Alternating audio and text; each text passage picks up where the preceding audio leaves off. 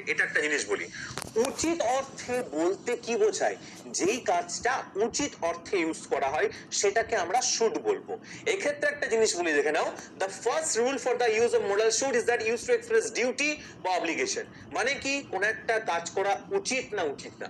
যেমন ধরো, you should do it, মানে তোমার উচিত এটি করা।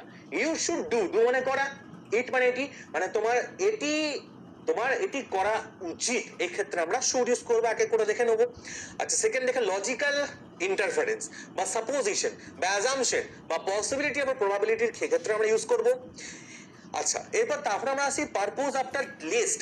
লিস্টের পরে কিন্তু আমরা এটা কিন্তু শুড ইউজ করতে পারি। যেমন দেখে নাও, এক একটা সেন্টেন্স গুলো তোমাদেরকে বলি। Examples of modal should are given below.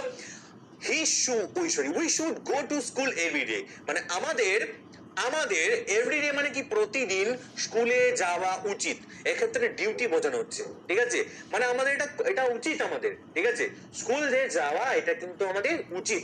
সেক্ষেত্রে আমি জাস্ট লিখেছি ডিউটি, কিন্তু এটা কিন্তু একটা উচিত অর্থে ইউজ করা হচ্ছে। কোনো জোর জবরদস্তি কিন্তু নেই। তোমার সত্য কথা বলা উচিত না, আমি তোমাকে বললাম। এবার তুমি সত্যি কথা বলবে কি বলবে না সেটা তোমার ব্যাপার, কিন্তু উচিত কোনটা সেটা আমি তোমাদেরকে বললাম, ঠিক আছে? নেক্সট দেখো, you should not be late for work. তাহলে তোমার কাজে যেতে দেরি করা উচিত না।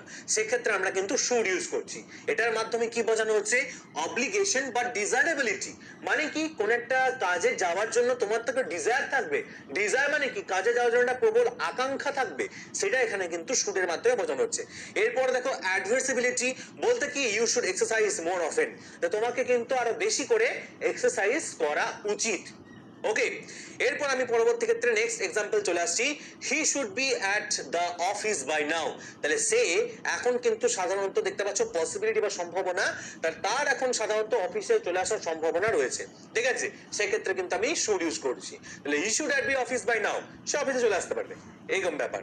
ওকে, নেক্সট দেখো আমরা চলে আসছি, if he should see me there he will be happy. মানে সে যদি আমাকে সেখানে দেখে ফেলে তাহলে সে খুব আনন্দিত হবে। এক্ষেত্রে প্রবাবল কন্ডিশন বা সম্ভাব্য কোন একটা কন্ডিশন, সম্ভাবনা রয়েছে, সেরকম কোন একটা কন্ডিশন বা একটা অবস্থাকে আমরা কিন্তু শুড ইউজ করতে পারি। এরপরে সেন্টেন্স দেখতে পাচ্ছ, leave on time lest you should miss the train. তা লিভ অন টাইম, সঠিক সময় চলে যাও। দেখতে পাচ্ছ আগে লেস্ট বললাম না, যেমন শুড আফটার লেস্ট, আর লেস্টের পরে কিন্তু আমরা শুড ইউজ করছি। যেমন লেস্ট এখানে লেখা রয়েছে, এরপর আমরা শুড ইউজ করছি।